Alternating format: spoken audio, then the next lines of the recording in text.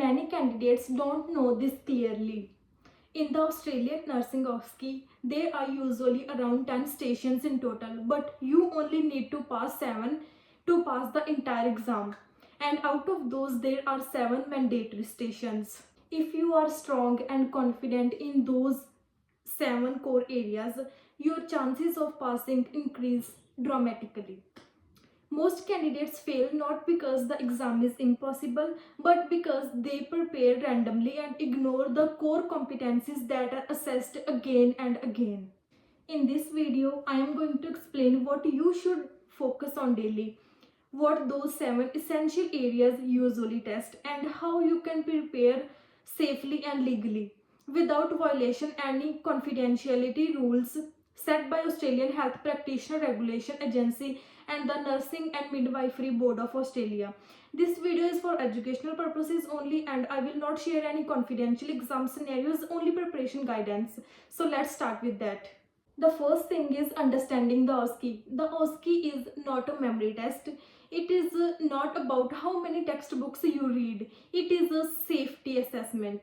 The exam is designed to check whether you can practice safely as a registered nurse in Australia.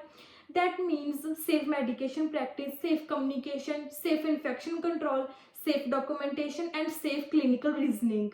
The examiners are not looking for perfection. They are looking for safety, structure, and professionalism. If you master the 7 mandatory competency areas, you build a strong foundation that supports you in almost every station. Now let's talk about what you should practice every single day.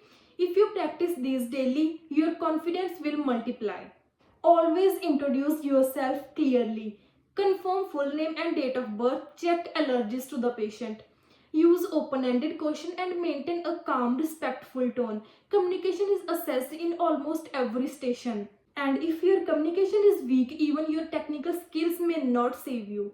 Practice speaking out loud every day is essential for the OSCE exam. Next is medication safety. Medication safety is critical. Always remember the rights of the patient, rights of the medication administration. Check allergies, check expiry dates, perform calculations carefully, clarify unclear orders. Never rush medication steps. Even small unsafe medication actions can lead to failure of a station. Practice verbalizing your safety checks daily. Next is infection prevention and control. Hand hygiene before and after patient contact. Use appropriate PPE and maintain calm, clean and aseptic technique when required. Infection control errors are considered unsafe practice. Hand hygiene practice automatic. It should feel natural and forced.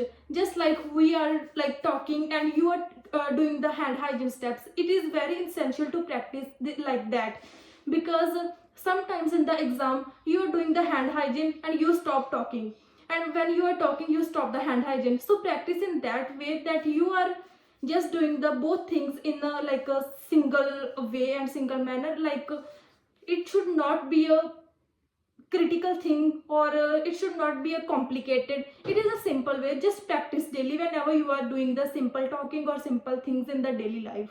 And always think in a structured way. Use systematic approaches when assessing a patient. Do not jump randomly between steps and stay organized. Even if you feel nervous, structure will protect you.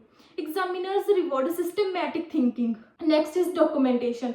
Documentation carries more weight than many candidates realize. Be clear, be objective, avoid assumptions and write professionally. Poor documentation can cost marks even if your practical performance was good.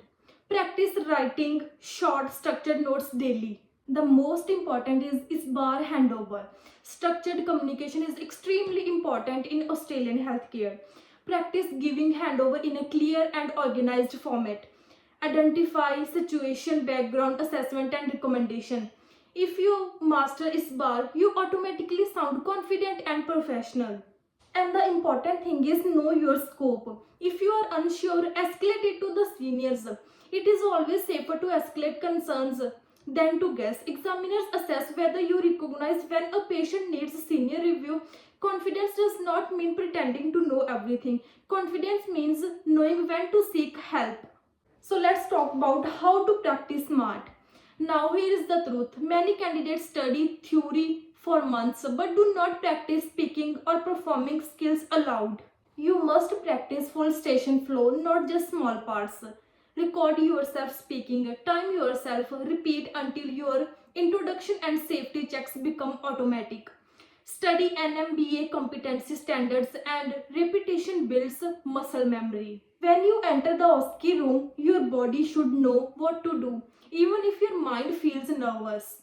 For the OSCE, keep things in your mind. You do not need to be perfect. You need to be safe. You need to be structured. You need to remain calm under pressure.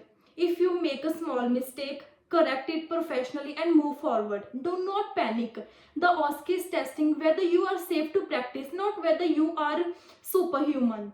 If you consistently practice the 7 mandatory competency areas, your foundation becomes strong enough to support you in multiple stations. If you are preparing for OSCE, focus on the 7 mandatory core competencies. Practice daily, practice systematically, always prioritize safety. And if this video helped you, subscribe for more OSCE and nursing content. You worked hard to reach this stage. Now prepare smart and pass confidently.